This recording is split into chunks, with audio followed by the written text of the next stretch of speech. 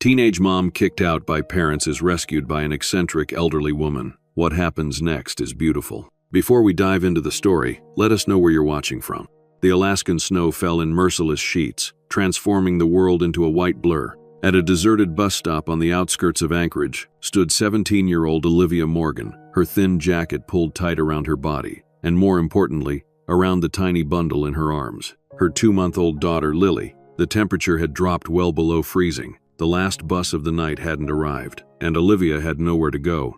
"Shh, Lily, please. I know you're cold. I'm trying, baby. I'm trying." Her voice broke as tears froze on her cheeks. 3 hours earlier, she had been standing on her parents' porch watching her father throw her duffel bag into the snow. "No daughter of ours will bring such shame to this family." Her father's voice had been cold, colder than the winter air around them. Behind him, her mother stood with tears streaming down her face, but making no move to defend her daughter or granddaughter. Olivia had hidden her pregnancy for months. The family's pristine reputation in their conservative church community had meant everything to them, apparently more than their only daughter and her newborn baby. When finally discovered, her parents gave her an ultimatum: give the baby up for adoption or leave. She chose her daughter, but now, as the snow piled higher and the night grew darker, that choice felt impossibly heavy. Her best friend Mackenzie couldn't take her in. Lily's father, a college freshman who had blocked Olivia's number the moment she told him about the pregnancy, was certainly not an option. Olivia began walking, her inadequate sneakers sinking into the snow. Each step felt like a prayer, a desperate plea that someone, anyone, might help them before the Alaskan winter claimed 2 more lives. Lily's cries had quieted to whimpers, which somehow frightened Olivia more than her screaming. "Stay awake, baby. Please stay awake." The headlights appeared like distant stars, growing larger as a vehicle approached. A battered blue pickup truck slowed beside her, its engine rumbling. The driver's window rolled down with a mechanical whine, revealing an elderly woman with wild silver hair escaping from beneath a knitted hat and mismatched gloves on her weathered hands. "You two look like you're in a proper pickle, aren't you?" the woman called out, her harsh Alaskan accent cutting through the howling wind. Olivia hesitated, clutching Lily closer to her chest. The truck looked ancient, its blue paint peeling in places, and the bed was piled high with what appeared to be strange items covered by a tarp. The woman behind the wheel wasn't exactly reassuring either. "I don't bite, girl," the woman called out.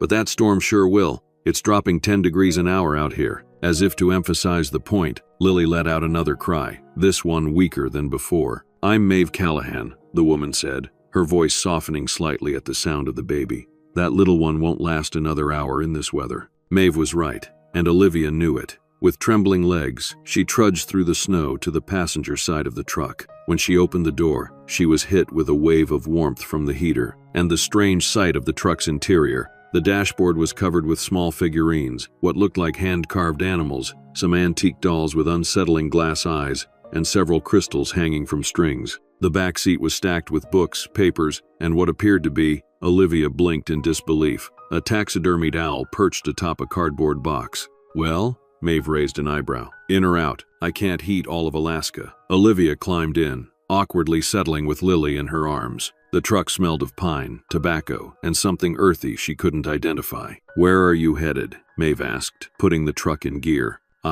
Olivia's voice caught. "I don't know." Maeve studied her for a long moment, her eyes sharp behind wire-rimmed glasses. They were striking eyes, pale blue, almost silver, like the winter sky. "No home then?" Olivia shook her head, tears threatening again. "Not anymore." Maeve nodded once, as if confirming something to herself, then turned her attention back to the road. The windshield wipers fought a losing battle against the snow. "I'm 20 miles outside town. Got a cabin. It's nothing, but it's warm. You two can wait out the storm there." Olivia should have been frightened. Every warning she'd ever received about strangers screamed in her head, but when Lily's tiny fingers wrapped around her thumb, seeking warmth, what choice did she really have? "Thank you," she whispered. Maeve made a dismissive sound. "Don't thank me yet. You haven't seen where I live." The drive was mostly silent, save for Maeve occasionally muttering to herself or to the truck when it made concerning noises. The headlights cut through heavy snowfall, illuminating a world transformed into ghostly white shapes.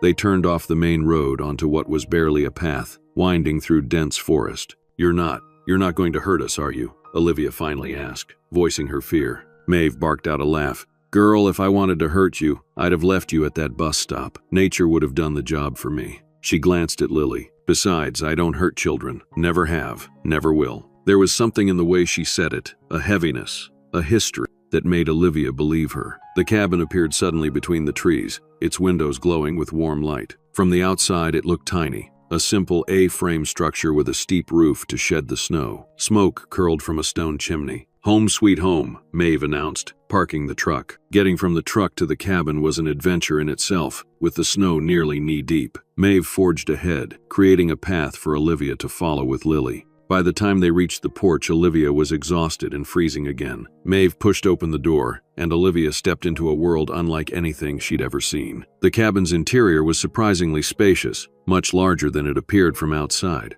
But what made Olivia pause wasn't the size, but the contents. Every surface, every wall space seemed filled with things. Collections of rocks and shells, bookshelves overflowing with volumes in multiple languages, dried plants hanging from ceiling beams, strange artwork that looked both primitive and somehow scientific, a large work table covered with papers, magnifying glasses, and what appeared to be bone fragments. It was chaotic yet somehow organized, as if the entire space were the physical manifestation of a brilliant but scattered mind. "Close your mouth, girl. You'll catch flies," Maeve said, hanging her parka on a hook by the door. The central space was dominated by a large wood stove, radiating blessed heat. Maeve immediately went to work, stoking the fire higher. "Sit," she instructed, pointing to a worn but comfortable-looking armchair near the stove. Olivia sank into it gratefully, unwrapping Lily from her outer blanket. The baby's cheeks were red from the cold, her nose running. Without being asked, Maeve disappeared into what must have been a kitchen area, returning minutes later with a bottle of warm formula.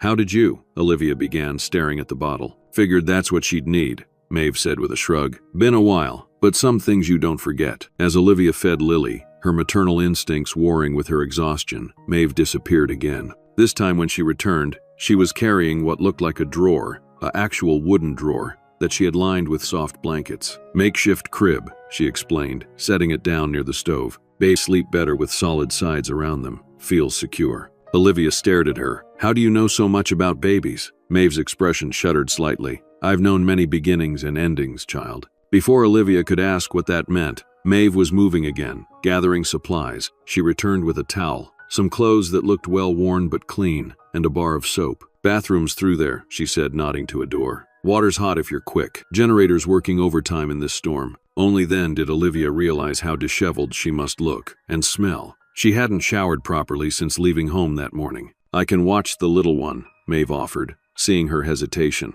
"Been a while, but I haven't forgotten how to hold a baby." Trusting this strange woman with Lily seemed inadvisable, and yet there was something about Maeve that inspired confidence. A competence in her movements, a directness in her gaze that spoke of someone who had seen much of life and knew how to handle its challenges. "Her name is Lily," Olivia said, carefully transferring the now calm baby to Maeve's arms. "Lily," Maeve repeated softly, settling into the chair Olivia had vacated. "Hello there, little lily flower." The shower was glorious, the hot water washing away not just the physical grime, but some of the emotional weight of the day. When Olivia emerged, dressed in the borrowed clothes, which were too large but wonderfully soft, she found Maeve singing softly to Lily, an old folk song about mountains and rivers that Olivia had never heard before. "There's food on the table," Maeve said without looking up. "Nothing fancy. Soup and bread." Olivia hadn't realized how hungry she was until that moment. The soup, some kind of hearty vegetable and barley concoction, tasted better than anything she could remember eating. As she ate, she surveyed the cabin more carefully. One wall was entirely covered with photographs, mostly of Maeve in various remote locations, always alone, often with scientific equipment. She looked younger in the photos, but just as intense, just as present. Another thing caught Olivia's attention. A small door, different from the bathroom or what appeared to be Maeve's bedroom. It was painted blue and had a hand-lettered sign, "Eleanor's room. Keep out." "Who's Eleanor?" Olivia asked before she could stop herself.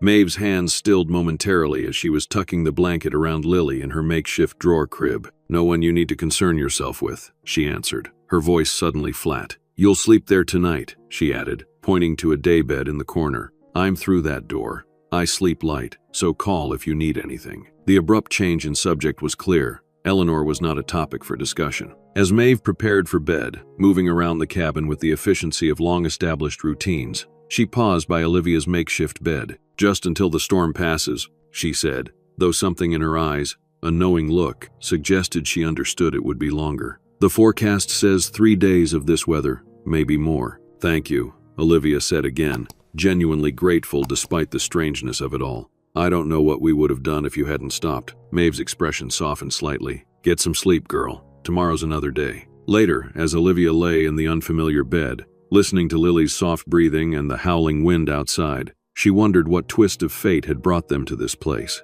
The day had begun with her world falling apart, yet here they were, safe, warm, and somehow found by perhaps the only person strange enough to take in a teenage mother and baby during a blizzard without question. Just before sleep claimed her, Olivia's gaze drifted once more to that blue door with its warning sign. Who was Eleanor? And what had happened to make Maeve Callahan, a woman who clearly knew how to care for babies, live alone in the Alaskan wilderness surrounded by scientific specimens and memories? Days turned into a week as the storm raged on, trapping them in the cabin. What had seemed like a temporary refuge became, of necessity, something more. Olivia learned that survival with Maeve Callahan came with structure and expectations. I'm not running a hotel, Maeve announced on the second morning, handing Olivia a broom. Everyone works here. Despite her gruff manner, Maeve proved to be an unexpectedly patient teacher. She showed Olivia how to maintain the wood stove, explaining the different types of wood and how they burned. Pine burns hot and fast,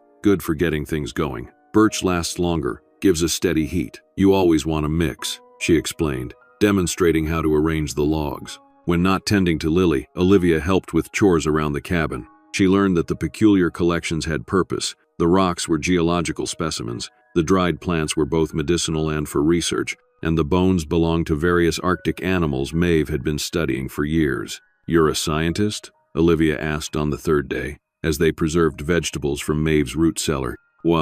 Am. Depends who you ask, Maeve replied, expertly slicing carrots. Professor of Arctic biology at the university in Fairbanks for 20 years. Retired early to do my own research. What kind of research? Climate effects on Arctic ecosystems, changes in plant cycles, animal migrations. Maeve gestured to her workbench. Been documenting it for 3 decades now. Changes that took centuries are happening in decades. Nobody wanted to hear it back then. And now? Now they're listening, but it's almost too late. She handed Olivia another carrot, thinner slices. They'll dry better. On the 4th day, the satellite phone rang, a startling sound in the otherwise quiet cabin. Maeve answered with terse responses, mostly yes and no, and finally, "We're fine, Thomas. Don't risk the trip yet. Thomas brings supplies sometimes," she explained after hanging up. "Good man. One of the few people I can tolerate for more than an hour." Olivia tried calling her friend Mackenzie on Maeve's satellite phone, but the connection was spotty. She managed to learn that her parents had told everyone she was away at a special school, their euphemism for erasing her from their lives. On the 5th night, Lily developed a slight fever. Olivia panicked, but Maeve remained calm. "Babies get fevers. It's how their bodies fight," she said, examining Lily with surprisingly gentle hands. "Not dangerously high, probably just adjusting to the new environment." She prepared a lukewarm bath for Lily, adding something that smelled like mint to the water. "Helps open the airways," she explained. By morning, Lily's fever had broken. When Olivia expressed her amazement, Maeve simply shrugged. "Natural remedies work when you know what you're doing. Modern medicine has its place, but people survived for thousands of years before antibiotics." Over time, Olivia began to notice Maeve's more peculiar habits. She talked to her plants as she watered them, addressing each by scientific name and sometimes having entire conversations with them. She named the animals that occasionally appeared outside their windows, a particular fox she called Archimedes, and a raven she greeted as Einstein. Sometimes she spoke in what seemed like riddles. When Olivia mentioned feeling trapped by her circumstances, Maeve responded, "Freedom isn't the absence of walls, it's having the strength to climb them." Then she went back to writing in one of her many journals if she hadn't said anything profound. At night, Olivia sometimes heard Maeve moving around the cabin, talking softly to herself, or perhaps to someone only she could see. Once, she found her sitting by the window at 3 a.m., watching the aurora borealis painting the sky in greens and purples. "The light spoke to the ancient ones," Maeve said without turning around. "Told them stories of the cosmos. We've forgotten how to listen." Despite these eccentricities, or perhaps because of them, Olivia found herself growing comfortable in Maeve's presence. The woman was odd, certainly, but also brilliant, capable, and in her own prickly way, kind. Lily seemed to thrive under their combined care. Away from the stress of hiding her existence and the tension of her parents' home, Olivia found herself more relaxed as a mother. Lily gained weight, became more alert, and even began what Maeve identified as social smiling. Not gas, Maeve insisted when Olivia suggested that might be the cause of Lily's grin. She's responding to you, recognizing her person. On the 10th day, the storm finally broke. Sunshine spilled through the windows, illuminating dust motes and casting the cabin in a warm glow. The snow outside sparkled like diamonds. Thomas will make it through tomorrow, Maeve announced after checking something on a weather radio. He'll bring supplies and news. The unspoken question hung in the air. What would Olivia do now? The storm was over. The immediate danger had passed, but she still had nowhere to go. That evening, as Lily slept in her drawer crib, which Maeve had improved with small wooden rails, Olivia found the courage to ask about the journals she'd noticed. They filled an entire bookshelf, leather-bound volumes with dates spanning decades. Are those your research notes? Maeve, who was knitting something with multiple colors of yarn, nodded. Partly. Observations, thoughts, data. I've documented every weather pattern, plant growth cycle, and animal sighting on this land since 1983. Would it be okay if I looked at one? Maeve's knitting needles stilled. Then, with a slight nod, she said, the green ones are purely scientific. The brown ones are personal. Stick to the green. The journal Olivia selected was filled with Maeve's precise handwriting, detailed drawings of plants, charts tracking temperatures and precipitation, and observations so meticulous they bordered on poetry. This is amazing, Olivia said honestly. You should publish this. Maeve snorted. I did for years. Academic journals, research papers. Then I stopped. Why? Got tired of committees and peer reviews and university politics. Science shouldn't be about whose name is on the paper or who gets funding. It should be about truth. She resumed her knitting, the needles clicking rhythmically. Out here, I answer to no one. Research is pure. Olivia flipped through more pages, pausing at a detailed drawing of a flower. This is beautiful. I didn't know scientists could draw like this. In the old days, all scientists were artists too. Da Vinci, Audubon, Darwin. They observed and they created. Modern specialization has made us forget that science and art are just different ways of seeing the same world. As Olivia returned the journal to its shelf, her gaze drifted once more to the blue door. In 10 days, she had explored every part of the cabin except what lined it. The keep out sign had kept her away, but her curiosity grew daily. Maeve, she began carefully, I know it's none of my business, but that room, Eleanor's room, is Eleanor your? The temperature in the cabin seemed to drop 10 degrees. Maeve's hands froze mid-stitch, her face becoming a carved mask. You're right, she said, her voice dangerously quiet. It's none of your business. She stood abruptly, setting aside her knitting. I'm turning in early. Make sure the fire's banked before you sleep. The door to Maeve's bedroom closed with finality, leaving Olivia alone with her regrets in the main room. The next morning, the atmosphere remained tense. Maeve was civil but distant, focusing on preparations for Thomas's arrival. Olivia tried to help, keeping Lily content and staying out of Maeve's way. Mid-morning, they heard the sound of an engine. Through the window, Olivia saw a snow machine pulling a small sled loaded with supplies, driven by a man in heavy winter gear. Thomas, it turned out, was not what Olivia had expected. He was native Alaskan, perhaps in his 50s, with laugh lines around his eyes and a quiet, thoughtful manner that seemed to balance Maeve's intensity. So you're the guests Maeve mentioned, he said, his deep voice warm as he removed his gloves to greet them. Thomas Casquet. I teach at the high school in town when I'm not making deliveries to hermits in the woods. Who are you calling a hermit? Maeve grumbled, but there was no real heat in it. Did you bring the coffee? 2 pounds, dark roast, and something else you'll appreciate. He reached into his pack and pulled out a small stuffed polar bear toy. For the little one, my wife insisted. Lily, secured in a makeshift carrier Maeve had fashioned, blinked at the toy with fascination. Your wife has good taste, Olivia said, genuinely touched. Thank you. As they unloaded supplies,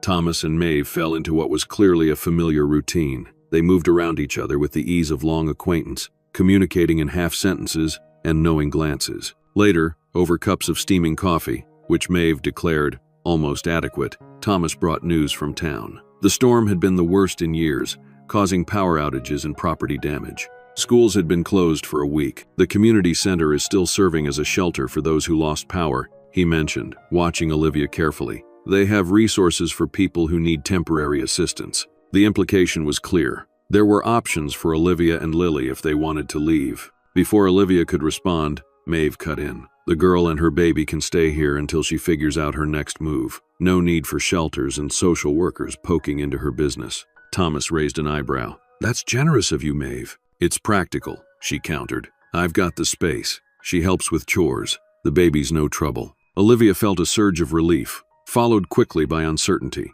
Maeve was offering continued shelter, but was it what was best for Lily? Living in this remote cabin with an eccentric older woman might not be the most stable environment for a baby. And yet, in the past 10 days, Lily had thrived. Olivia had learned more about practical care from Maeve than from all the parenting books she'd secretly read. And despite Maeve's gruff exterior, there was genuine kindness beneath. If you're sure it's not an imposition, Olivia said carefully, we'd be grateful to stay a little longer, just until I can make a proper plan. Maeve nodded once, as if the matter were settled. Thomas watched this exchange with thoughtful eyes. Before leaving, he took Olivia aside while Maeve was organizing the supplies. Maeve doesn't let people in easily, he said quietly. She must see something in you and your daughter. She's been very kind, despite her tough exterior. Thomas smiled slightly. She's had her share of hardships, made her prickly but also compassionate in her own way. He glanced toward the mysterious blue door, then back at Olivia. Be patient with her. There are old wounds there. After Thomas departed, promising to return in 2 weeks, the cabin settled back into its rhythm, but with subtle differences. Maeve seemed more deliberate in her teaching, showing Olivia not just how to maintain their immediate needs but skills for longer-term survival. Knowledge is the only thing they can't take from you, she said as she demonstrated how to identify edible plants in a field guide. Money, shelter, relationships, all can be lost, but what's in your head stays there. As December deepened and Christmas approached, Olivia realized something unexpected. She had begun to see the cabin as home. She missed certain comforts of her previous life, but not the constant tension, the feeling of being a disappointment, of living a lie to protect her parents' reputation. Here, with Maeve, there was no pretense. The older woman had no interest in appearances or social standing. She valued competence, honesty, and direct communication. If Olivia did something wrong, Maeve told her immediately and showed her how to correct it. If she did something well, Maeve acknowledged it with a nod or brief word of approval. It wasn't conventional. It certainly wasn't what Olivia had imagined for herself and Lily. But on nights when the aurora danced across the sky and the cabin was warm against the cold, when Lily slept peacefully in her improved crib and Maeve shared stories of her research expeditions across the Arctic, Olivia felt something she had rarely experienced before. She felt at peace, yet always in the background of this growing contentment was the question of Eleanor's room. Who had she been? What had happened? And why did Maeve, who clearly knew so much about caring for babies, live alone in the wilderness with only a blue door and a warning sign to mark what seemed a significant loss? Winter deepened, transforming the landscape into a crystalline world of white and blue. Inside the cabin, life fell into comfortable patterns. Olivia's 18th birthday passed with little fanfare, just a small cake Maeve somehow produced, and a handmade card from Lily, featuring the baby's inked footprint. Thomas visited regularly, bringing supplies and news. Sometimes he stayed for dinner, sharing stories about the high school where he taught history and traditional knowledge.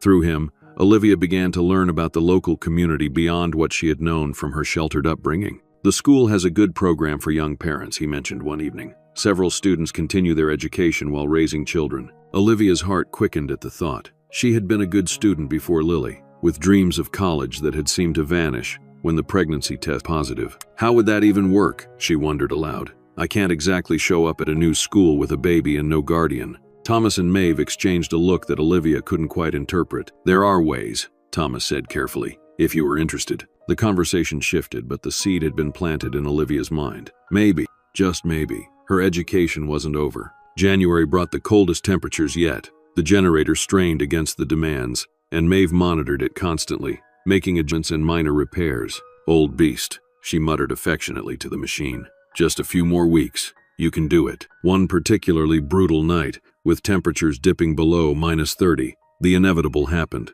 The generator sputtered, coughed, and died with a final whine. Damn, Maeve said with surprising calm. Knew this was coming. The cabin grew steadily colder as the heating system failed. The wood stove provided heat for the main room, but the bedrooms quickly became uninhabitable. We'll all sleep near the stove tonight, Maeve decided, dragging mattresses into the main area. Body heat and proximity to fire will keep us warm enough until morning. I can fix it then. As they prepared for a cold night, Maeve instructed Olivia to find extra blankets. check the trunk by my bed, and the storage cabinet in the bathroom. With Lily securely bundled in a nest of blankets near the stove, Olivia searched for more warm coverings. The trunk contained several quilts, which she carried to the main room. The bathroom cabinet yielded towels but no blankets. Running out of options and feeling the biting cold, Olivia remembered seeing a chest in Maeve's room that she hadn't checked. Inside were wool blankets and something else, a leather-bound book, different from Maeve's journals. When she moved it aside to reach the blankets beneath, the book fell open,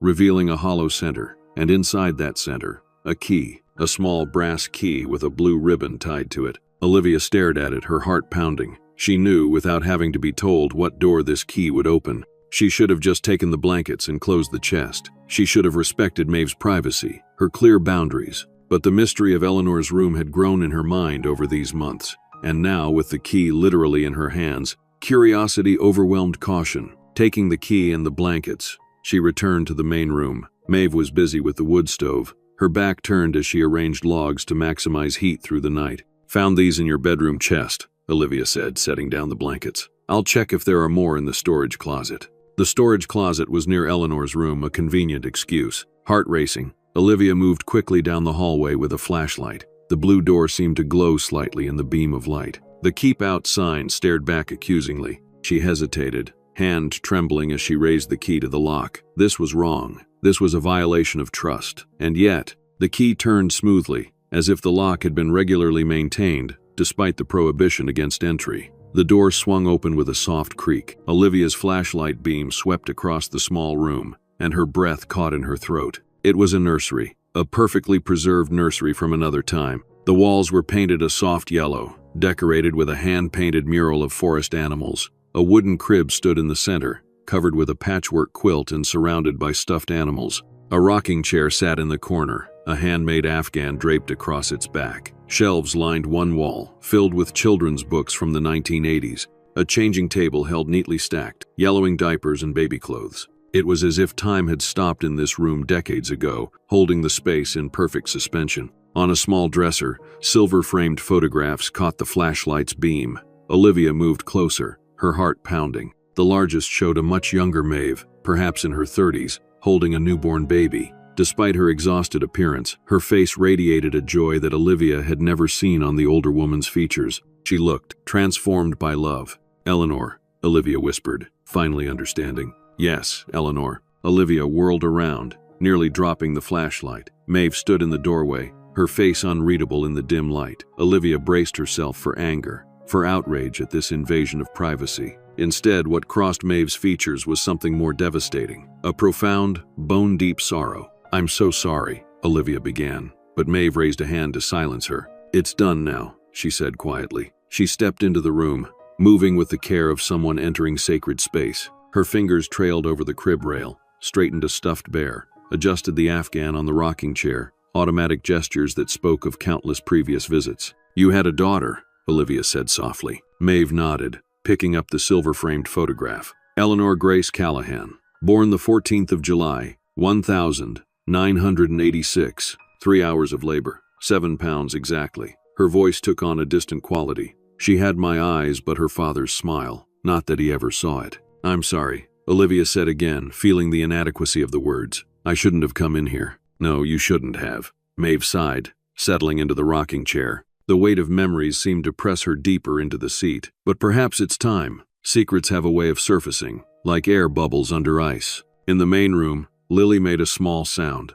Olivia glanced back, torn between her responsibility to her daughter and her need to understand Maeve's story. "Go," Maeve said. "Check on Lily. Make sure she's warm enough. I'll be there shortly." When Olivia returned to the main room, she found Lily still sleeping peacefully, unaffected by the adult dramas unfolding around her. She adjusted the blankets and added another log to the wood stove, then waited. Maeve emerged from Eleanor's room several minutes later, carrying the silver-framed photograph, and looking older than Olivia had ever seen her. She sat heavily on the mattress near the stove, the picture cradled in her weathered hands. "I was 34, she began without preamble. "A promising academic career, tenure track at the university. I specialized in Arctic ecosystems, spent summers doing field research, winters teaching and publishing." Her voice was flat, as if reciting facts from one of her journals. "I wasn't married, didn't particularly want to be, but I did want a child." She looked up, meeting Olivia's eyes. This was the 1980s. Single motherhood by choice wasn't widely accepted, especially in academic circles. Women were still fighting to be taken seriously as scientists. Having a baby without a husband was career suicide. "So what did you do?" Olivia asked softly. "I had a colleague, brilliant botanist, good friend. We had an arrangement for a while. When I got pregnant, he made it clear he wanted no part of parenthood. Fine by me. I never told anyone at the university who the father was. Wore loose clothes, scheduled my field research to coincide with the later months. When I was 8 months along, I took a sabbatical, supposedly to write a book." Maeve's fingers traced the edge of the photograph frame. "I came here, to the cabin. It belonged to my grandfather originally. I renovated it, prepared the nursery, read every book on childbirth I could find. And then, on a July night much like this one, cold despite the season, Eleanor arrived." "You gave birth alone here?" Maeve nodded. "Not the smartest decision in retrospect, but I was stubborn,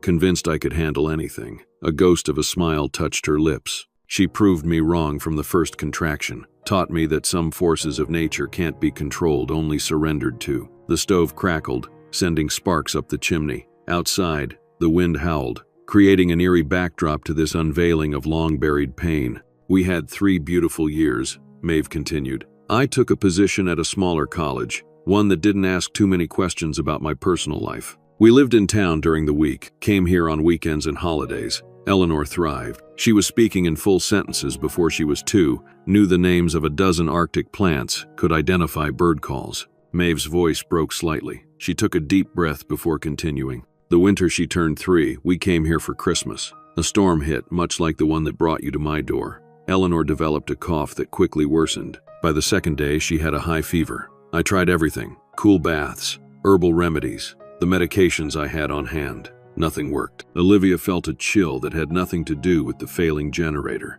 She glanced at Lily, peacefully sleeping, and couldn't imagine the terror Maeve must have felt. The phone lines were down, the roads were impassable. By the 3rd day, she was struggling to breathe. Maeve's eyes had taken on a glazed, distant look. "I wrapped her in blankets and tried to make it to town in my truck. We made it 5 miles before getting stuck in a snowdrift. The silence that followed was heavy, filled with the weight of unimaginable loss. She died in my arms, waiting for help that came 2 hours too late." Olivia couldn't stop her tears. She thought of Lily, of the fragility of life, of how easily their story could have ended differently if Maeve hadn't driven by that bus stop. "I'm so sorry," she whispered. The official cause was pneumonia complicated by an undiagnosed congenital heart defect. Maeve continued, her voice clinical now, as if the only way to tell this story was to distance herself from its emotional core. "The doctors said she would have needed specialized care even if I'd reached the hospital sooner. They said it wasn't my fault." She looked down at the photograph in her hands.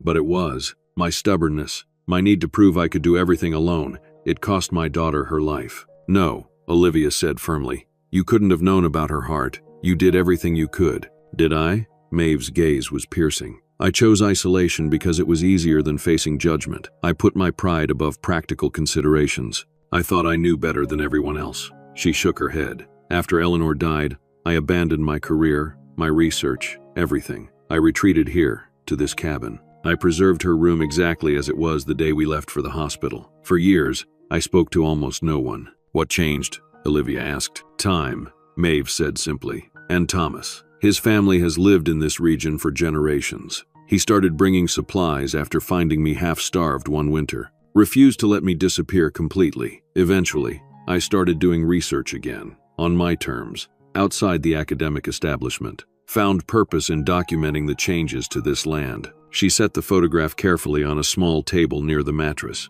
"But I never let anyone into Eleanor's room, never spoke her name aloud, until tonight." Olivia reached out hesitantly and placed her hand over Maeve's weathered one. To her surprise, the older woman didn't pull away. "Maybe she sent us to you," Olivia suggested softly. "Maybe we were meant to find each other." For a moment, Maeve's scientific skepticism battled with what might have been hope in her eyes. "I don't believe in such things," she said, but her voice lacked conviction. "Why did you help us that night?" Olivia pressed. "You could have driven past." Maeve was silent for a long moment, considering. "When I saw you in the snow, holding Lily, it was like seeing myself from the outside, from another time. A young woman, alone with a baby, facing impossible odds." She shrugged slightly. "I couldn't save my daughter, but perhaps she sent you to me. so I could help save yours." The admission hung in the air between them, fragile and profound. Then Lily stirred, making small noises that signaled she would soon wake fully, hungry, and demanding attention. "I'll warm a bottle," Maeve said, rising with surprising energy. The moment of vulnerability was over, but something had fundamentally changed between them. As they settled in for the night around the wood stove, Lily fed and content between them, Olivia felt a strange sense of rightness. They were an unlikely trio, a teenage mother, a grieving scientist, and a baby born into uncertainty. Yet somehow they fit together. "What happens now?" Olivia asked into the near darkness, the question encompassing far more than just their immediate plans. "Tomorrow, I fix the generator," Maeve answered pragmatically. "After that," she paused, considering. "After that, we make choices, better ones than I made before." It wasn't a promise exactly, but as Olivia drifted toward sleep, warmed by the fire and the presence of these two beings who had become her unlikely family, she felt something she hadn't experienced since the day she discovered she was pregnant. Hope. Outside, the aurora borealis painted the sky in veils of green and purple, dancing above the cabin where three souls, one young, one old, one just beginning, had found each other against all odds. Spring came to Alaska in fits and starts. Snow melted, revealing patches of earth that had been hidden for months. The days lengthened dramatically, with sunlight stretching into the evening hours. Birds returned from their southern migrations, filling the forest with song. In the months following the revelation of Eleanor's story, subtle but significant changes transformed both the cabin and its inhabitants. Maeve fixed the generator as promised and then turned her attention to more surprising renovations. "If you're staying through spring," she announced one morning in March, "we need to make some proper accommodations." Olivia, feeding Lily at the table, looked up in surprise. "I don't want to impose more than we already have." Maeve waved away her concern. The drawer crib was fine for an emergency, not suitable for a growing baby. She unrolled a paper on the table, a sketch for a proper crib. "I've got the wood. Thomas can bring the tools I'm missing." What began as a crib project expanded into a comprehensive renovation of the cabin's sleeping arrangements. The daybed where Olivia had been sleeping was replaced with a real bed. A corner of the main room was transformed into a play area for Lily, complete with a handmade activity mat designed to stimulate cognitive development. According to Maeve, most significantly, the door to Eleanor's room remained unlocked. Maeve didn't dismantle the preserved nursery, but she no longer treated it as a sealed shrine. Sometimes Olivia would find her sitting in the rocking chair, holding one of Eleanor's toys, not with the devastating grief of before, but with something closer to bittersweet remembrance. "She would have been 35 this year," Maeve remarked once. "I wonder what she would have become. A scientist, perhaps. Or maybe something entirely different." "Tell me about her," Olivia encouraged. "What was she like?" And for the first time in decades, Maeve began to share stories of Eleanor, her first steps, her favorite books, her habit of categorizing pine cones by size. The telling seemed to bring Eleanor back into the world of the living, transforming her from a frozen memory to a child who had been deeply loved. As the natural world awakened around them, so too did Olivia's thoughts of the future. Staying with Maeve had been necessary during winter, but spring brought new possibilities and new responsibilities. Lily was growing rapidly, becoming more alert and engaged with her surroundings. She would need socialization, medical checkups, and eventually, education. Thomas became an unexpected ally in Olivia's tentative planning. During his visits, he brought not just supplies but information about the local high school's program for young parents, about medical resources in town, about potential paths forward. "The spring semester starts in 2 weeks, he mentioned in April. "If you're interested, we could arrange for you to finish your senior year. Part remote learning, part in person when I could drive you." "Is that even possible?" Olivia asked. "I don't have my records and legally. Let me worry about the bureaucracy," Thomas said with a slight smile. "I've been teaching there for 20 years. I have some influence." "And Lily? What would I do with her while in class?" Thomas glanced at Maeve, who was pretending not to listen as she recorded observations in one of her journals. "I think you might already have a willing childcare provider," he suggested quietly. That evening, after Lily was asleep, Olivia approached Maeve with the idea. She expected resistance, or at least practical objections. Instead, Maeve's response surprised her. "It's about time you thought about your education," she said, not looking up from her journal. "Babies are important, so is knowledge." "You'd really be willing to watch Lily while I'm at school?" Olivia asked, hardly believing it could be this simple. Maeve finally looked up, her expression serious. "I've been observing you for months now, Olivia. You're a good mother, attentive, patient, intuitive, but you're also clearly intelligent, with an analytical mind. Abandoning your education would be a waste. It was perhaps the most direct compliment Maeve had ever given her. Olivia felt a flush of pride, quickly followed by practical concerns. But there are so many complications. I don't have legal guardianship established. I don't have health insurance for Lily. I don't even have my birth certificate or school records. Paperwork, Maeve dismissed with a wave of her hand. Bureaucratic hurdles, nothing that can't be overcome with the right approach.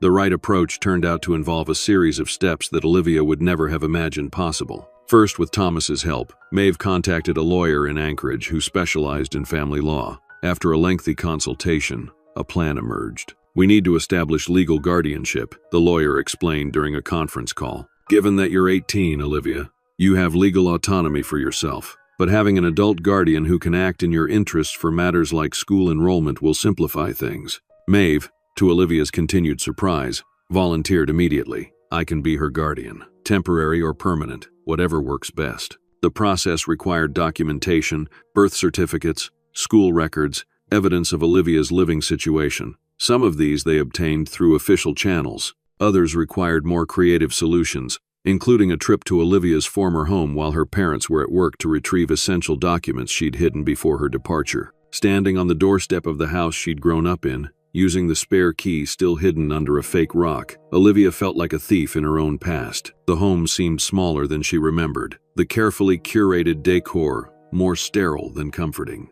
She moved quickly, retrieving her birth certificate from its hiding place in her old desk, along with school records and the baby book she'd started for Lily. As she was leaving, she noticed something on the mantel, a family photograph with her face cut out, as if she had never existed. The visual confirmation of her erasure stung more than she expected. On impulse, she left behind the sonogram image of Lily she'd carried in her wallet, placing it exactly where her face had been removed from the family portrait. Let them remember what they chose to throw away, she thought as she closed the door behind her. By May, the legal arrangements were in place. Maeve became Olivia's temporary guardian, allowing her to enroll in the high school's flexible program for the final weeks of the semester. The arrangement was unusual enough to raise eyebrows, but with Thomas's advocacy and the school's desire to support teen parents, exceptions were made. 3 days a week, Thomas would drive Olivia to school on his way to work. She would attend essential classes, meet with teachers about remote assignments, and return to the cabin in the afternoon. The other days, she would study from home, with Maeve surprisingly stepping into the role of tutor for science and mathematics. Your textbook is outdated, Maeve remarked, flipping through Olivia's biology materials. The sections on ecological systems don't reflect current research at all. Here, use these instead. She provided several books from her personal library, adding, just because you're learning remotely doesn't mean you should receive an inferior education. Lily, meanwhile, thrived under Maeve's care during school hours. The woman who had once lived in isolated grief transformed into an engaged, if unconventional, caregiver. She created natural toys from wood and fabric, read scientific journals aloud to the baby, as if she could understand complex ecological concepts, and took her on field expeditions around the property, pointing out plants and wildlife with scientific accuracy. You're teaching a 7-month-old about photosynthesis? Olivia asked one day, returning from school to find Maeve showing Lily the interior structure of a leaf. Early exposure to scientific concepts enhances neural development, Maeve replied matter-of-factly. Besides, she seems to enjoy the colors and textures. Indeed, Lily was reaching for the leaf with evident fascination, her small face alight with curiosity that mirrored Maeve's own expression. Spring edged towards summer, bringing finals week and a decision point. Olivia had completed enough credits to graduate, barely, and with considerable effort, but what came next remained uncertain. The temporary guardianship would expire soon, requiring either renewal or a new arrangement altogether. On a warm June evening, as they sat on the cabin's porch watching the sunset, which now came near midnight, Maeve brought up the subject directly. You'll need to decide soon, she said, her eyes on the golden pink horizon. Fall semester applications for the community college are due next month. Olivia bounced Lily gently on her knee, buying time to organize her thoughts. The baby was sitting up independently now, reaching for everything within grasp, her personality emerging more clearly each day. I've been thinking about it, she admitted. College seems impossible with Lily, but staying here indefinitely isn't a long-term solution either. Why not? Maeve asked, surprising her. This cabin has housed 3 generations of my family. It could house yours as well. The offer hung in the air between them, momentous in its implications. Before Olivia could respond, Maeve continued. The university in Fairbanks has a program for student parents, childcare subsidies, family housing, flexible class schedules. You could study environmental science, biology, or whatever interests you. She gestured toward the forest spreading below them. This land will still be here on weekends and holidays. Olivia stared at her, struggling to comprehend what she was hearing. Are you saying you want us to stay? Permanently? Maeve shifted uncomfortably, clearly fighting her natural reticence. I'm saying you have options, more than you might think. She reached into her pocket and withdrew an envelope. This came for you yesterday. The envelope bore Olivia's name and the cabin's address, the first mail she had received since arriving. Inside was a letter from Mackenzie, her former best friend.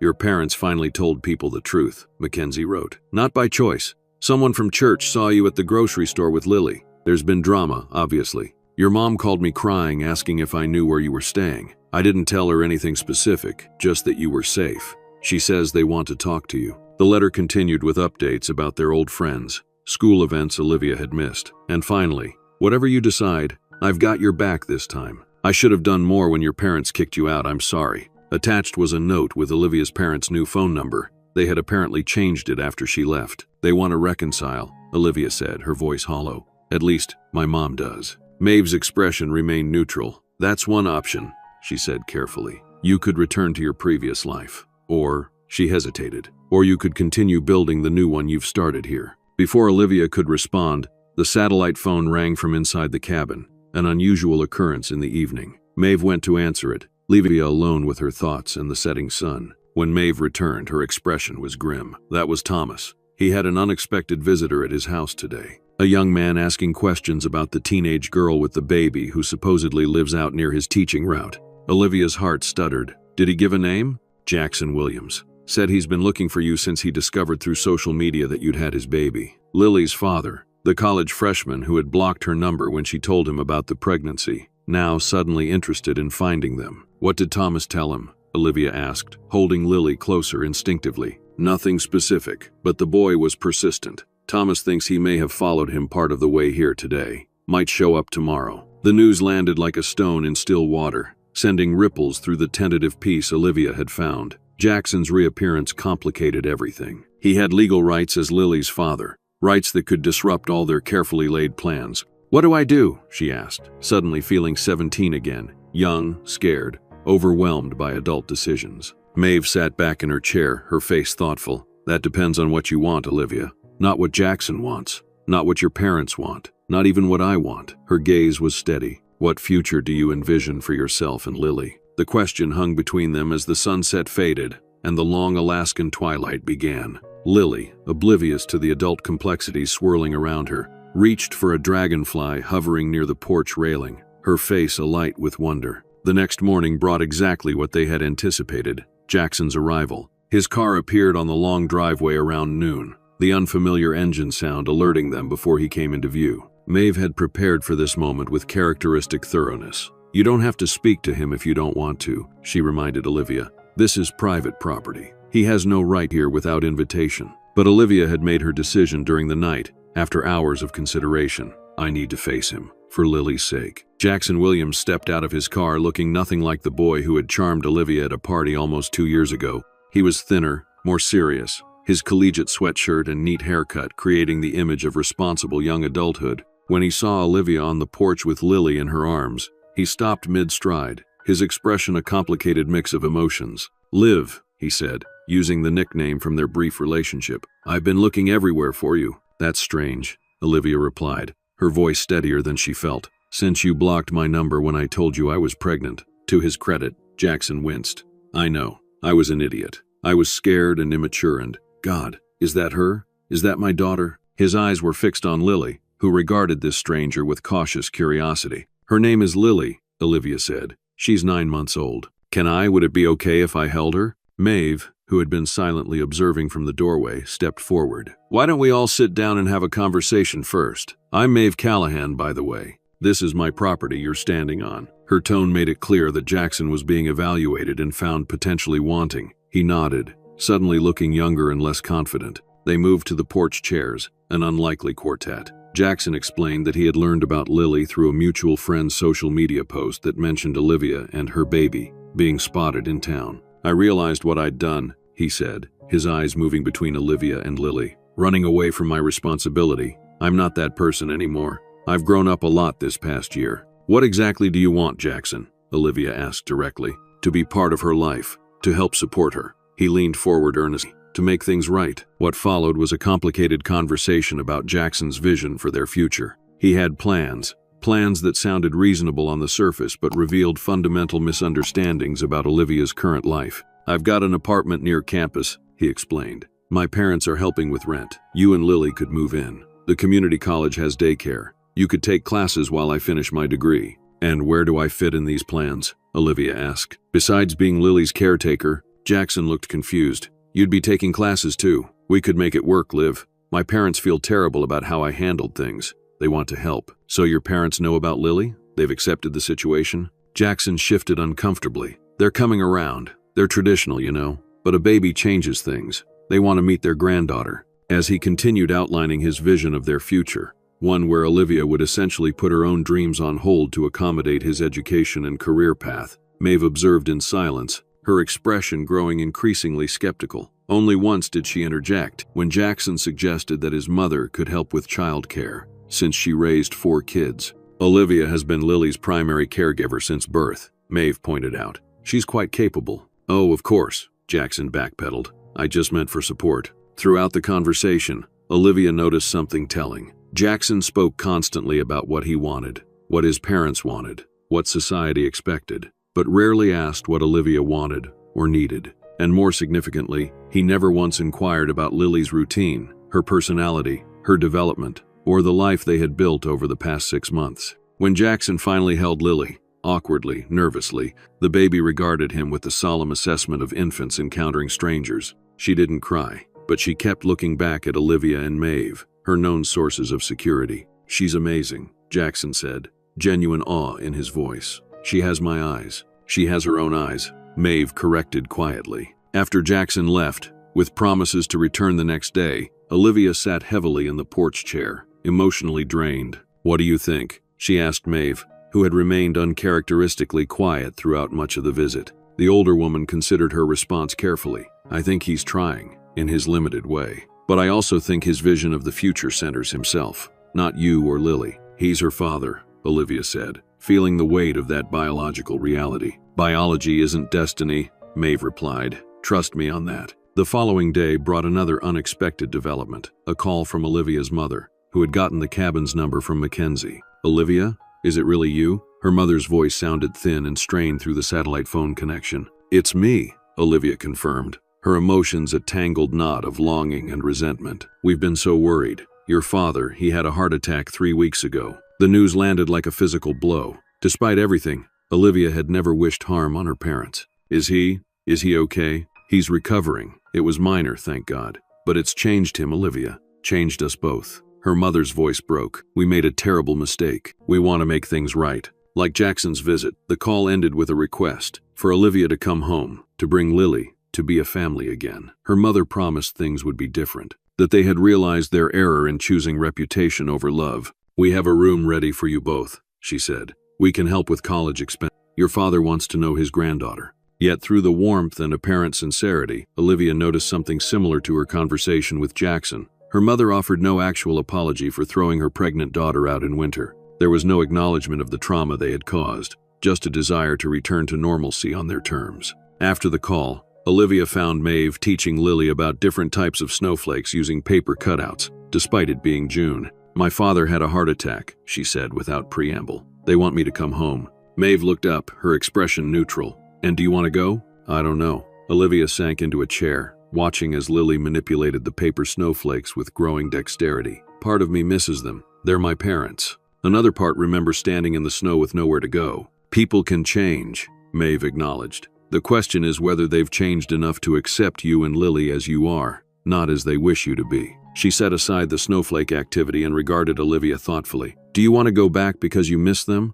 Or because you think that's what a normal family should be? The question hit with unexpected force. Olivia had spent so much of her life trying to fit into her parents' definition of normal, their religious expectations, their social standards, their vision of success. Even her pregnancy had been evaluated primarily through the lens of how it affected their standing in the community. That night, Olivia dreamed of her childhood home, spotless, quiet, with plastic covers on the furniture and family photographs showing perfect smiles that never quite reached the eyes. She contrasted it with Maeve's cabin, chaotic, warm, filled with books and specimens and evidence of a life fully lived. In one, appearances mattered above all. In the other, truth was the only currency. The following week brought both Jackson and her parents to the cabin, a collision of past and present that Olivia had both dreaded and knew was necessary. Maeve prepared for their arrival with characteristic pragmatism, cleaning the main areas while leaving her scientific equipment and specimens prominently displayed. "This is who I am,"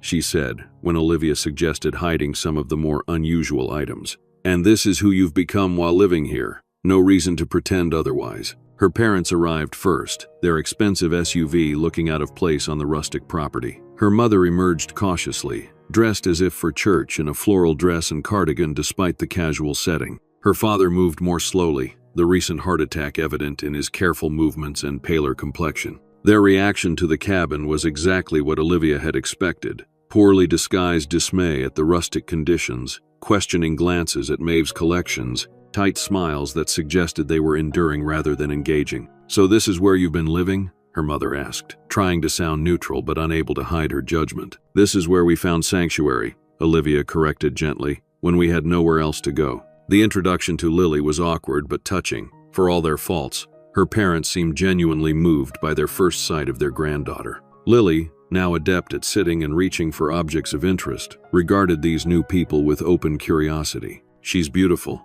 her mother whispered, tears forming. "She has your nose, Olivia." When Jackson arrived an hour later, the situation grew exponentially more complex. He had brought his parents, a surprise addition that immediately changed the dynamic. Suddenly, the cabin was filled with 3 sets of adults, each with their own agenda for Olivia and Lily's future. Jackson's parents were clearly uncomfortable in the remote setting but made efforts to appear supportive. His mother had brought baby clothes and toys, presenting them with the air of someone bestowing great gifts. "We want to be part of our granddaughter's life," she announced, with a pointed look at Olivia's parents. The territorial subtext was unmistakable. Maeve observed this unfolding drama with scientific detachment, offering coffee and simple refreshments while saying little. Yet her presence was a steady anchor for Olivia amidst the emotional crosscurrents. The conversations that followed were revealing. Both sets of parents outlined their visions for Olivia and Lily's future. Her parents offered financial support for college if she returned home,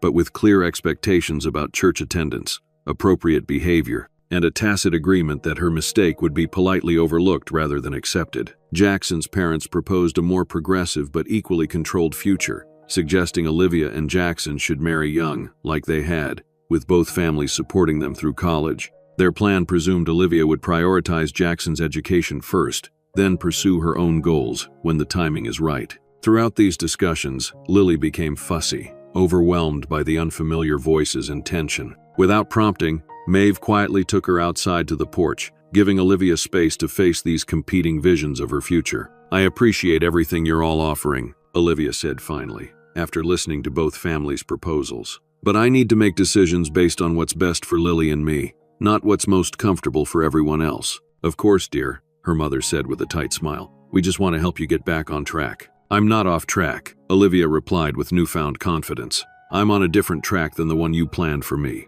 I've been accepted to the University of Alaska's science program with a scholarship for student parents. Maeve has been helping me prepare." This announcement was met with stunned silence, then a flurry of objections. "But that's so far from home. What about Jackson's role as a father? Already prepared a room for you both." Olivia held up her hand, a gesture she had learned from Maeve when discussions became unproductive. "Lily and I aren't a problem to be fixed or an embarrassment to be hidden," she said firmly. "We're a family, just not the kind you expected." When Lily began crying in earnest from the porch, the conversation naturally paused. Olivia joined Maeve outside, taking her daughter into her arms with practiced ease. "You're doing well," Maeve murmured, just loud enough for Olivia to hear. "Stand your ground." As the sun began its slow descent toward the horizon, though at this time of year it would not truly set, the visitors prepared to leave. The conversations had reached an uneasy pause rather than a resolution, with all parties agreeing to think things over. Before departing,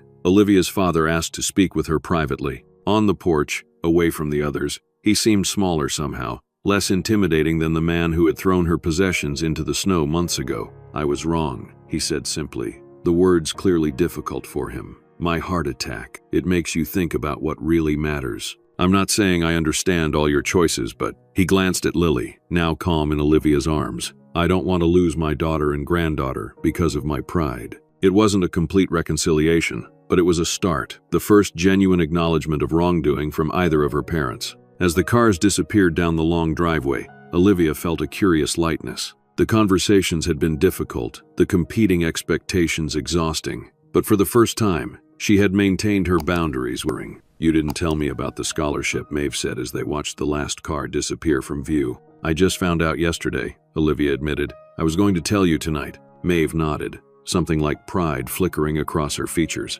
"Good. It's a solid program. Their environmental science department has improved considerably in recent years." Later that evening, as Lily slept and the endless summer twilight bathed the cabin in soft golden light, Olivia and Maeve sat on the porch, the events of the day settling around them. "All those people," Olivia mused, "offering different versions of my future, each one certain they know what's best." "And what do you think is best?" Maeve asked. Olivia considered this, watching a pair of ravens circle above the tree line. "I think I need to build something new, not reject everything from my past, but not be limited by it either." She turned to Maeve. "What you've given us isn't just shelter, it's perspective, a different way of seeing the world." "The best science comes from looking at familiar things with new eyes," Maeve replied. "Perhaps the best lives do too." The ravens called to each other, their voices echoing across the valley. In the distance, the mountain stood sentinel against the evening sky, unchanged by human dramas, yet witness to them all. "Whatever you decide," Maeve said quietly, "this cabin remains a place you can always return to. A constant in an inconstant world. It wasn't quite 'I love you.' It wasn't quite 'you are family now.' But coming from Maeve Callahan, scientist and survivor, it was perhaps something even more meaningful, a promise of belonging without conditions, of acceptance without judgment." Olivia reached over and briefly squeezed Maeve's weathered hand. "Thank you," she said simply. Above them, the ravens continued their aerial dance, black wings against the endless light of the Alaskan summer sky. Summer in Alaska brought long days of sunlight and a flourishing of life in the forest surrounding the cabin. Wild berries ripened, flowers bloomed in meadows, and animals busied themselves with the season's bounty. It was, Maeve explained, nature's way of compensating for the brief growing season, an explosion of productivity in a compressed time frame. For Olivia, it was a season of decisions and preparations. With her acceptance to the University of Alaska secured and a scholarship for student parents granted, the path forward was becoming clearer, yet practical considerations remained: housing, childcare, transportation, and navigating the complex relationships with her parents and Jackson. "One problem at a time," Maeve advised, as they sorted through university paperwork at the cabin's table. "Start with what's most essential." Housing came first. The university offered family apartments, but they were limited and expensive even with subsidies. After reviewing options, Maeve made an unexpected proposal. "I own a small house in Fairbanks," she revealed. "Been renting it out for years. The current tenants are leaving in August. You and Lily could live there." "You have a house in town?" Olivia asked, surprised. "But you always talk about hating urban environments." "Hence why I don't live there," Maeve replied dryly. "Bought it years ago when I was teaching at the university. Kept it as an investment and occasional research base during winters." The offer was generous, too generous, Olivia felt. "I can't just take your house, Maeve. I could pay rent, but with tuition and childcare." "Consider it part of your scholarship," Maeve said dismissively. "An investment in scientific education. Besides, it's just sitting there otherwise." After much discussion, they reached a compromise. Olivia would pay a nominal rent that would increase gradually as her education progressed, with the understanding that maintaining the property would count toward her contribution. With housing addressed, childcare became the next priority. The university's childcare center had a waiting list, but Olivia's status as a scholarship recipient and single parent gave her priority. Still, the hours were limited, and her class schedule would sometimes extend beyond the center's operation. This problem resolved itself in an unexpected way. During a visit to the Fairbanks house, a modest but well-maintained craftsman-style home near the university, Maeve surveyed the property with a critical eye. 2 bedrooms downstairs, study upstairs, she noted, walking through the rooms. Good light for plants, decent-sized yard for northern standards. She paused in the kitchen, tapping her fingers against the counter. The garage could be converted to a workspace. I've been meaning to organize my field journals properly. Olivia stared at her. Are you thinking of staying here too? Maeve looked uncomfortable, as she always did when discussions turned personal. Not permanently, but perhaps during the academic year. The cabin is difficult in deep winter, especially as one gets older. She straightened a cabinet door with unnecessary focus. Besides, someone needs to make sure Lily doesn't develop a scientific education gap when the childcare center closes at 5 p.m. It was the closest Maeve would come to admitting she couldn't bear to be separated from them. For Olivia, who had worried about leaving the older woman alone at the cabin, it was the perfect solution, though not without complications. Would we drive each other crazy? She wondered aloud. Living in closer quarters than the cabin? Undoubtedly, Maeve replied with surprising candor. But we've managed this far. Clear boundaries and direct communication should suffice. And so the plan evolved, a shared household in Fairbanks during the academic year, with weekends and summers at the cabin when possible. The arrangement would give Olivia support with Lily while pursuing her education, and provide Maeve with company and purpose during the months when her field research was limited by weather. Throughout these preparations, Olivia maintained cautious contact with both her parents and Jackson. The relationships were evolving slowly, with boundaries being tested and reset as needed. Her parents made tentative efforts at reconciliation, inviting Olivia and Lily for Sunday dinners that were awkward but increasingly genuine. Her father, humbled by his health scare, made more effort than her mother, who still struggled to accept Olivia's independent choices. We could help more if you'd just move back home, her mother suggested repeatedly, unable to understand why Olivia would choose a different path when the prodigal daughter option was available. I'm not coming back to be fixed, Olivia explained gently but firmly. I'm building something new, Mom. You're welcome to be part of it, but I can't return to who I was before. Jackson, meanwhile, remained a complex presence in their lives. After the initial visit, he returned several times to the cabin, gradually learning how to hold Lily, how to respond to her cues, how to be present in her life. He attended her first birthday celebration, a small gathering at the cabin with Thomas, Mackenzie, who had made the trip from Anchorage, and a few others who had become part of their extended circle. Olivia observed Jackson's interactions with Lily carefully, noting both his genuine effort and his fundamental disconnection from the daily realities of parenting. He brought gifts and energy for short visits, but showed no understanding of routines, needs, or the constant vigilance parenting required. He's trying, Thomas observed during one such visit, as they watched Jackson attempting to build a tower of blocks for Lily.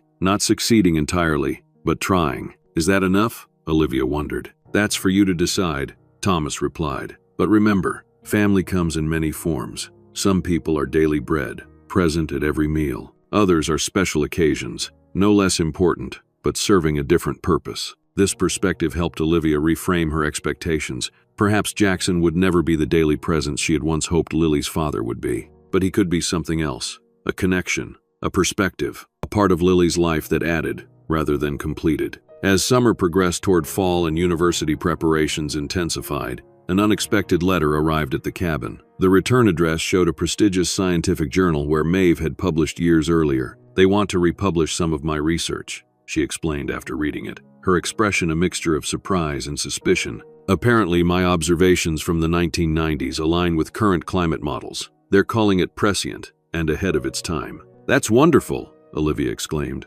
Your work is being recognized. Maeve shrugged, but Olivia could see she was pleased despite her attempt at nonchalance. Science catches up eventually. Truth doesn't expire. The journal's interest sparked something in Maeve, a reconnection with the broader scientific community she had abandoned decades earlier. She began corresponding with researchers, reviewing current literature, and even agreeing to a remote interview with a climate science podcast. They keep asking about my current research, she grumbled one evening, reviewing email responses, as if isolation invalidates observation. Why not show them? Olivia suggested. Your journals, your ongoing data collection, it's valuable, especially with climate change affecting the Arctic so dramatically. And who would compile and present it? I have no interest in academic politics or grant applications. What about me? Olivia proposed. As part of my studies, we could digitize your observations, create databases from your journals. It could be an independent study project. Maeve considered this, tugging thoughtfully at a strand of her silver hair. It would need faculty supervision, a formal research framework. Thomas mentioned that Professor Chen in the Environmental Sciences Department is looking for research assistants with Arctic ecosystem experience. Olivia smiled. I happen to know someone who's been teaching me about Arctic ecosystems for months now. This conversation planted another seed, one that would grow into a collaborative project spanning generations. Maeve's decades of meticulous observations would become the foundation for Olivia's academic development, creating continuity between past and future research. By August, preparations for the move to Fairbanks were well underway. The house had been cleaned and partially furnished, university registration completed, and childcare arrangements finalized. What remained was the emotional preparation, the transition from their unexpected refuge to a more structured, purposeful future. On their final evening before the move, Olivia found Maeve in Eleanor's room. The space had subtly transformed over the months. While still recognizably a nursery from another time, small changes reflected healing rather than stasis. Eleanor's photographs remained, but they had been joined by pictures of Lily. Some toys had been carefully packed away, while others had been shared with the new baby in the cabin. I never thought I'd change anything in here, Maeve said without turning. For years, it was like a time capsule, perfectly preserved grief. And now? Olivia asked gently. Now it's still Eleanor's room, but it can be more than just a memorial. She adjusted a stuffed bear on a shelf. Eleanor would be 36 now. She might have had children of her own. She wouldn't have wanted this room frozen forever. The admission represented enormous growth for a woman who had lived alongside her grief for decades without addressing it directly. Olivia recognized the courage it took for Maeve to redefine her relationship with loss while maintaining connection to her daughter's memory. Thank you, Olivia said quietly, for sharing her with us, and for letting Lily be part of her story. Maeve nodded, emotion making further words unnecessary. The move to Fairbanks marked the beginning of a new chapter. The house, while unfamiliar, quickly developed its own rhythm and character. Olivia's classes began, challenging and stimulating her mind in ways she had missed during pregnancy and early motherhood. Lily adjusted to the childcare center, developing social skills with other children, while maintaining her special bond with Maeve during evenings and weekends. Maeve herself underwent a subtle transformation in the urban setting. While still fundamentally independent and occasionally prickly, she developed unexpected connections. Several retired professors from the university, learning of her return to Fairbanks, sought her out for conversations about research. A local environmental group invited her to speak about long-term ecological observations. Most significantly, she began mentoring selected students who showed particular promise in environmental sciences. These informal sessions, often held in their living room with Lily playing nearby, became known among serious students as more valuable than official classes. Do you realize you're teaching again? Olivia asked one evening, after a particularly intense discussion with 3 graduate students about permafrost changes. I'm correcting misconceptions, Maeve replied with characteristic modesty. If that constitutes teaching, so be it. As autumn painted the birch forests golden around Fairbanks, the household settled into productive routines. Mornings were devoted to Lily's preparation for the day, a carefully choreographed dance between Olivia and Maeve. While Olivia readied herself for classes, Maeve would prepare Lily's breakfast, invariably turning even this simple task into a learning experience. Look here, Lily, Maeve would say, pointing to the berries she'd carefully measured. These are cloudberries. Notice how they're different from the raspberries we picked last summer. Each has its own ecosystem, its own story. Lily, now 3, would listen with wide-eyed fascination. She was already showing signs of the same keen observational skills that had defined Maeve's scientific career. Her toys were often arranged in meticulous patterns, her questions were precise and relentless, and she seemed to view the world as one giant puzzle waiting to be understood. As winter approached, the household settled into a rhythm that felt both unexpected and entirely natural. Olivia's academic performance was exceptional. Her research project digitizing Maeve's decades of ecological observations had caught the attention of her professors. What had started as a simple independent study had transformed into a potentially groundbreaking compilation of long-term Arctic ecosystem data. Thomas continued to be a supportive presence, often visiting during holidays or academic breaks. He had become a mentor to Olivia, providing guidance not just academically but in navigating the complex landscape of her evolving life. Jackson's involvement remained consistent but limited. He would visit every few months, bringing gifts for Lily, showing genuine affection without the daily responsibilities of parenting. Olivia had long since made peace with this arrangement, understanding that families could take many forms. Her parents' reconciliation was slow but steady. Her father had become a changed man, genuinely trying to understand and support Olivia's choices. Her mother's progress was more hesitant, but there were moments of genuine connection. carefully negotiated but real. On a crisp December evening, as snow blanketed Fairbanks, Maeve made an unexpected announcement. "I've been offered a visiting scholar position," she said, her tone carefully neutral. "A joint appointment between the university's Environmental Sciences Department and the Climate Research Center." Olivia looked up, surprised. "But you've always avoided formal academic positions." Maeve's lips twitched in what might have been a smile. "Times change, and apparently my decades of research are now considered valuable historical data." She rolled her eyes at the academic terminology. The position was perfect. It allowed Maeve to continue her research, mentor students, and maintain the flexible lifestyle she cherished. More importantly, it provided stability for their unconventional family. Lily, playing with a set of geological samples Maeve had carefully curated for her, looked up. "Grandma Maeve, will you teach me about rocks today?" The term grandma had emerged naturally without discussion. Maeve had never asked to be called this, but she had quietly accepted it, just as she had accepted Lily into her life and heart. "Come here," Maeve said, spreading out a collection of rock samples. "Let me show you how these stones tell stories older than any human could imagine." As the winter darkness pressed against the windows of their Fairbanks home, 3 generations sat together. A teenage mother who had defied expectations, an eccentric scientist who had found redemption, and a curious child who represented hope and continuity. Their story was far from a traditional narrative. It was messy, complex, filled with unexpected turns, but it was, undeniably, a story of love. The kind of love that chooses, that grows, that transforms. And in the end, isn't that what family truly means?